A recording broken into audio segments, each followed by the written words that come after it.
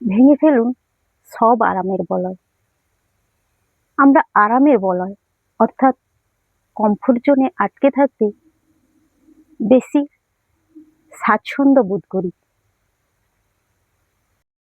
কথায় কথায় বলি, আমরা এ ধরনের খাবার ছাড়া একেবারে খেতে পারি না, এ ধরনের ব্র্যান্ডের পোশাক ছাড়া পরতে পারি না, এ ধরনের যানবাহন ছাড়া চলাচল করতে পারি না, এ ধরনের বিছানা ছাড়া আমরা ঘুমোতে পারি না।